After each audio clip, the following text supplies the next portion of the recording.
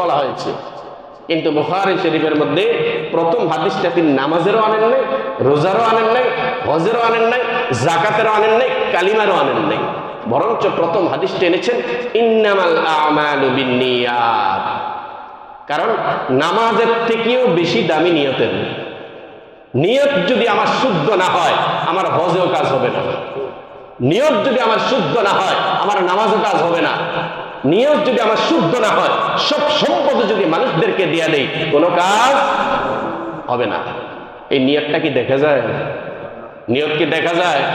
নামাজ দেখা যায় কিন্তু নিয়ত দেখা যায় না। এই জন্য এই নিয়তটা হলো বাতিনি আমল। নামাজ হলো আমার জহেরি আমল, নিয়ত হলো আমার বাতিনি আমল। নিয়তকে আমি পরিশুদ্ধ যদি না করতে পারি, তাহলে আমার বাতিনি প্রধান আমলটা আমি বরবাদ করলাম। নামাজকে যেরকম আমি বরবাদ করলাম, ওযু নষ্ট হয়ে যাওয়ার কারণে নামাজ ভঙ্গের কোনো কারণ যদি পাওয়া যায়, নামাজটাকে আমি যেরকম বরবাদ করলাম, এরকম নিয়তটাকে যদি আমি শুদ্ধ না করলাম, তাহলে আমার সব আমলই বাতিল হয়ে গেল। এই নিয়ত হলো বাতিনি আমল। তারপর আরো এরকম আমল আছে।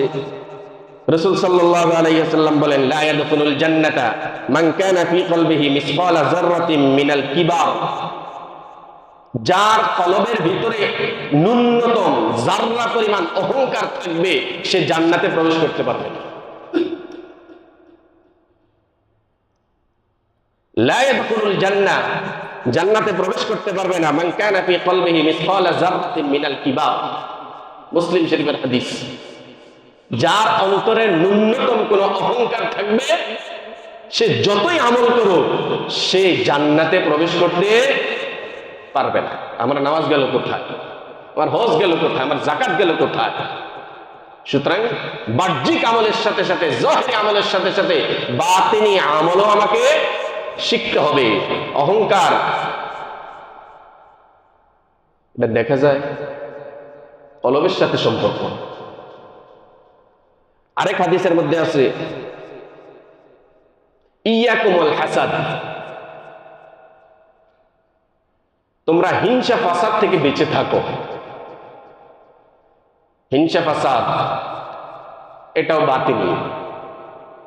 ইয়াকুমুল হাসাদ ওয়া ইন্নাল জাসাদা ইয়াকুলুল হাসানাত কামা তাকুলুন নারুল হাতাব। রাসূল সাল্লাল্লাহু আলাইহি সাল্লাম বলেন, তোমরা